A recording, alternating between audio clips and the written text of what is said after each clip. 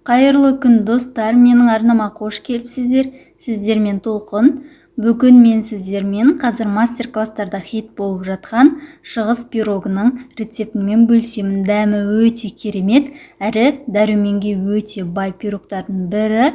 Менің арнама тіркеліп, видеоны соңына дейін қарауды ұмытпаңыздар.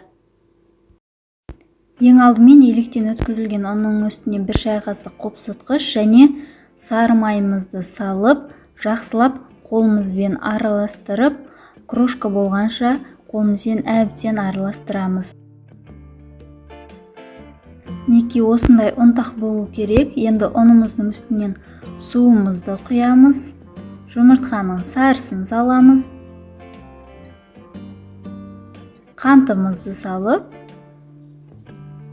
қаймақты салып, жақсылап араластырып, қолымызбен жұмсақ қамыр илейміз. Қолға жабыспайтындай жұмсақ қамыр болу керек. Көрсетілген мөлшерден көбірек ұн салып қоймаймыз, қатты болып қалуы мүмкін. Қамырды илеп болғаннан кейін целлофан пакетке салып, бір жерге қоя тұрамыз. Енді салмасын дайындаймыз. Ең алдымен мейізімізді және ұсақталған грек жаңғағын саламыз. Одан кейін ірілеп туралған сары кептірілген өрігімізді салып, үстінен 2 қасықтай бал саламыз. Егер сіздерде бал болмаса, варенье немесе сгущенка салып, жақсылап араластырсақ болады.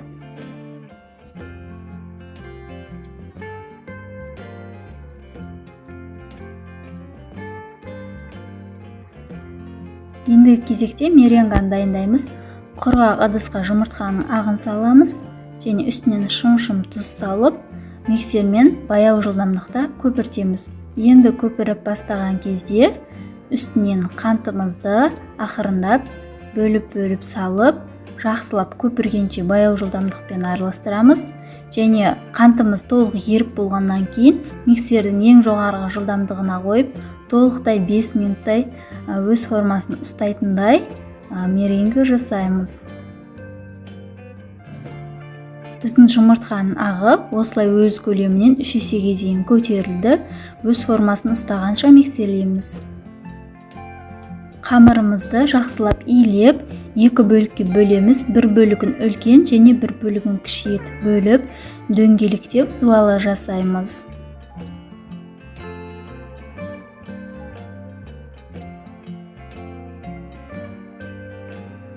Формамызды жан-жағын жақсылап сары маймен майлап, астына пергамент қағазын төсеп, үлкен бөлік қамырымызды жұқа етіп жайып, осылай формамызға орналастырып шығамыз. Жан-жағын осылай бортиктарын жабыстырып шығу керек.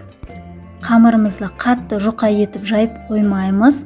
Менің формам 26 сантиметр.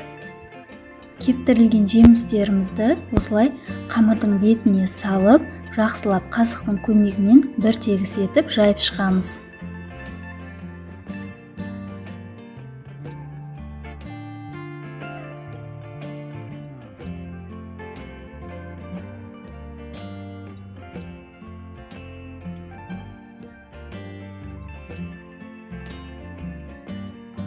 Кептірілген жемістің үстінен осылай жұмыртқаның ағын салып шығамыз. Бізде өзінің формасын ұстап тұр.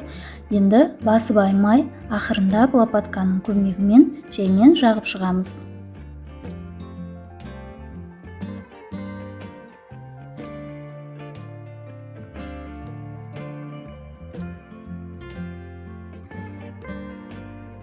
Қамырымыздың кішкентай бөлігін жұқа етіп жайып, осылай бетіне қойып, тегістеп шығамыз және жан-жағына жабыстырамыз. Бізде артық бортиктарымызды пышақтың көмегімен кесіп алып тастаймыз.